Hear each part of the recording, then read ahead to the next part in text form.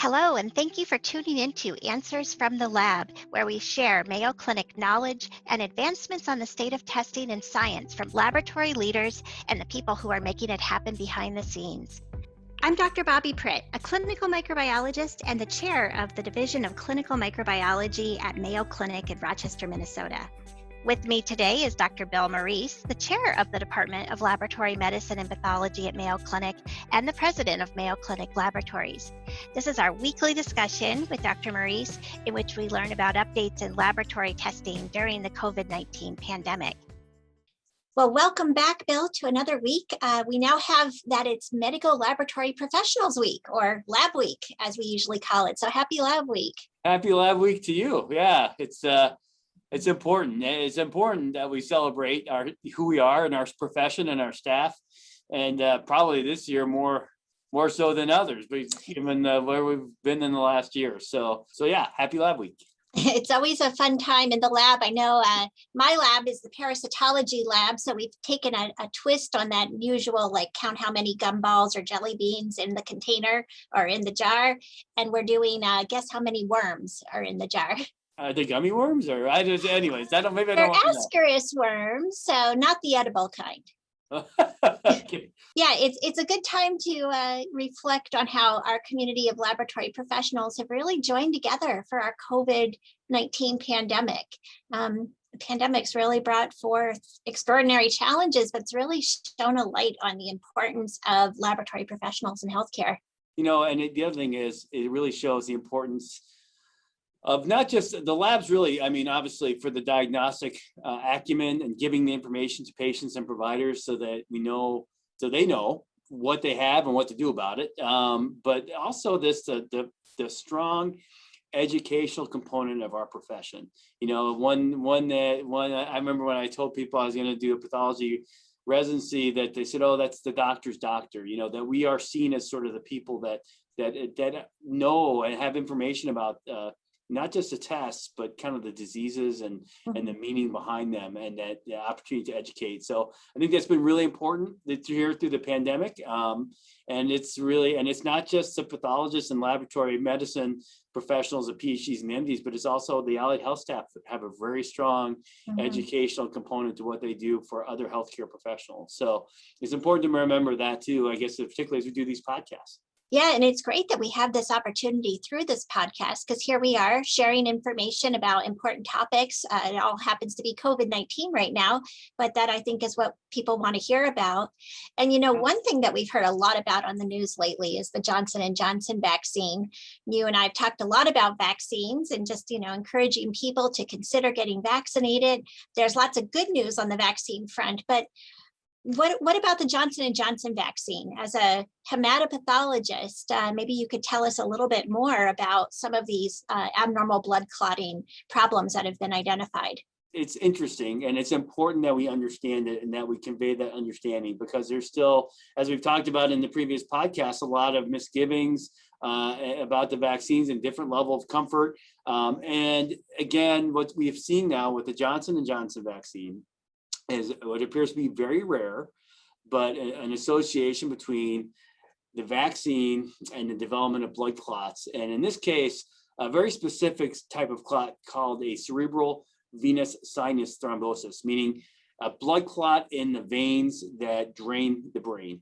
And the brain has a lot of blood flow. And so it's important because it can be very serious. Potentially a stroke can occur.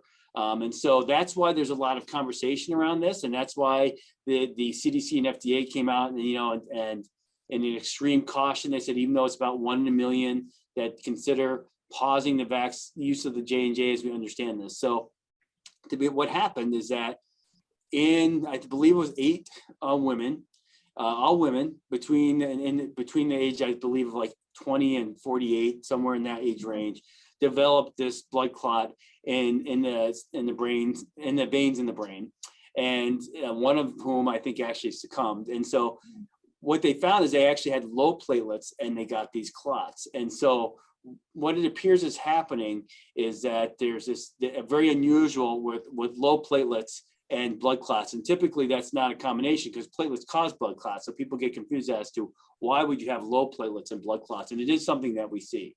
Thank you. That's a really good just way to think about this. Very rare, about 1 in a million. I think it's also worth mentioning that we're not seeing this with the Pfizer and the Moderna vaccines. Yep. And as of this point, a quarter of all the eligible population in the United States have been fully vaccinated. So we're talking millions of doses, no problems with blood clots with those other 2 vaccines. So That's it looks right. like it's rare, but it sounds like the FDA really is just out of an abundance of caution putting a pause on this. Yeah. I heard Dr. Fauci say this morning on the news that we hopefully will know by the end of this week what they're going to do with the Johnson & Johnson vaccine. And it's important to know, so this CVT is the easiest way to say it, as opposed to what I find to be a tongue twister as cerebral venous sinus thrombosis, is that this is actually, it is rare. It does happen spontaneously, and it does tend to occur in the same demographic. Women, younger women tend to seem to get these. So the people ask me why the pause, and the pause really is to understand it, again, because it's rare, to really make sure that, to kind of look further into this association, to understand the pathophysiology, which we'll talk about in the underlying mechanism, if you will, and also to make sure that providers are aware, because like a lot of things with blood clots, and I've had one myself, is that oftentimes the signs and symptoms are non-specific. So that these appear to probably occur about a week to 10 days, or 1 to 2 weeks after vaccination. So doctors know what to look for, because in this case, even though it can be serious and life-threatening, it can present with like just a bad headache, or a little blurring of vision of some other things. So in terms of why the different vaccines, I'm talking a lot, but it's, I guess. Good information. So it is the 2 vaccines. It appears that this is the same complication, for those who are interested or wondering, that we've seen with the AstraZeneca that was reported in Europe. And of course, we haven't used the AstraZeneca in the US.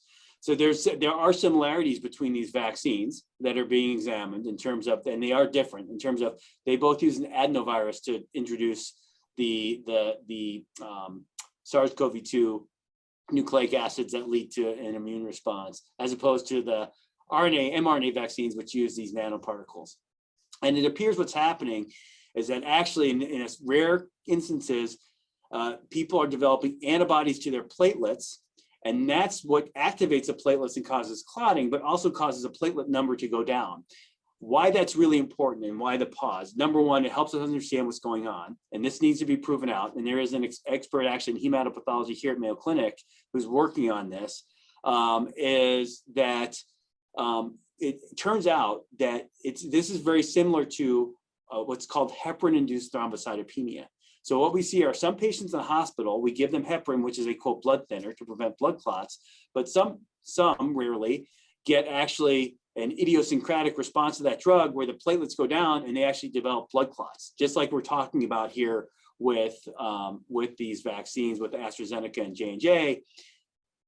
It turns out if they're similar, the one thing you wouldn't want to do is give that person heparin, because what happens when someone goes to the hospital with a blood clot, the first drug you typically give is heparin. If they have a clot that has the same mechanism as this heparin-induced thrombocytopenia, the last thing you'd want to do is give them heparin. So that's a lot of the pause, is just really understanding what's going on. And there might be things that come out, even though it's very rare. It might be that the recommendations are to use a different vaccine in younger women. We don't know yet, but it is to really understand this balance between keeping people safe from rare events and making sure we get people fully vaccinated.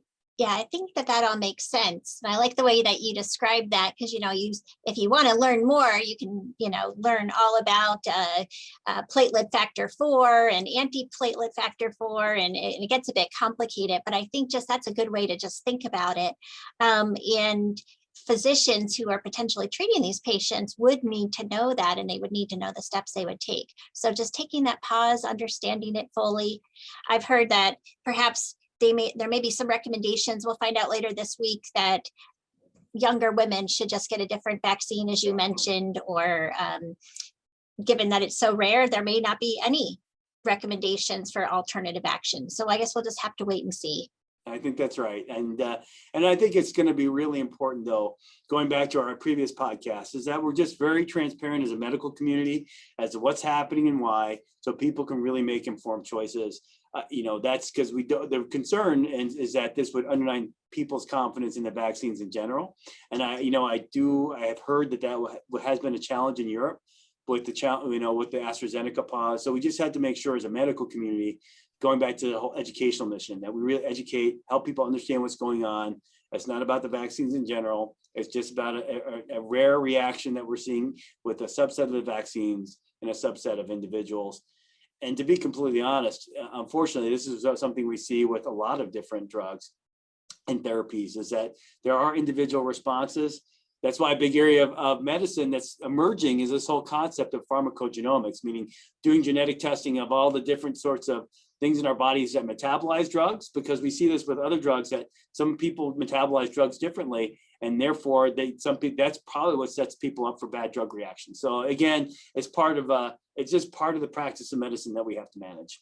Sure, makes sense. Well, we'll look forward to hearing more on this. But meanwhile, we have 2 excellent vaccines, millions of doses given, no serious side effects for the most part. And I think it also just goes to show that we have a really good monitoring system for vaccine adverse effects. If you think of this, with all the millions of doses given in the US, and you have just a handful of women, but yet these reports are immediately identified, taken seriously, actions are taken based on that. So our system works. And that's another good takeaway point. Yeah, I think that's something that's easy to lose. I'm glad you brought that up. It's just number one, that really we are keeping the public safety in mind with all of these. And that's not just at the macroscopic level, meaning stopping the spread of COVID, but looking for individual reactions to these vaccines that we need to really be mindful of.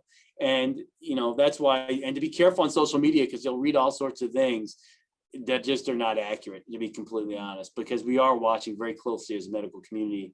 The other piece of this, and I'm not sure if it's out yet, but I heard from authors at Mayo Clinic that they're going to be publishing what would be happening right now if we had not had our staff vaccinated to the level that they were. I've seen the graphs, and essentially we would be at a peak now that would make the peaks of earlier this year look small by comparison. So it's also, we do need to keep in mind the overall benefit of the number of people that we're helping with these vaccines. And we really need to be transparent with all of that information. Yeah, vaccination is a critical tool to help stop our pandemic. So for people who are listening, who might be going to get their vaccine, do you have any advice for them, what they should do to prepare? Well, again, I think right now, a lot of people start asking me questions on Twitter about, should I get the J&J vaccine right now? In Minnesota, for instance, most of the states have followed the federal guidance and have paused using the J&J vaccine. I guess if you have concerns, you should ask and make sure you know the vaccine that you're getting, number one. And number two is just be confident that they really are safe. But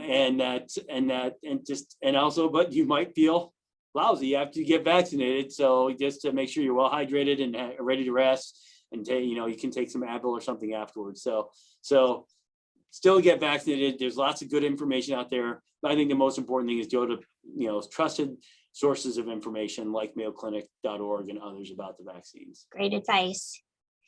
Well, we'll end and just kind of reflect again that this is Lab Week, and thanks to all of our laboratory professionals for everything that they do. And Bill, anything to add as a message to our group? Really important. It's been a long year, and it's as we're seeing, COVID is gonna not just go away it's not gonna go away overnight, and there's gonna be more ebbs and flows. So it's important that we celebrate each other, that we recognize that the very important contributions that the laboratory medicine professionals have made during the pandemic and before and after. Just take this last one. Look how quickly, when that report came out early last week, and before the end of the week, we were already talking about what's the mechanism, what's the right testing, how do we think about this? So look, just make sure, celebrate this week, have fun with it, get some joy out of the workplace. And in HemePath, I think they're doing an Avengers theme in my area. So yeah, just it's a well-deserved recognition, and so enjoy it. Thanks, Val. Always great to talk with you. Always great. So look forward to the next one. Sounds good. Thank you so much for tuning in to Answers from the Lab. Be sure to subscribe to this podcast and don't forget to tune in every Thursday and every other Tuesday.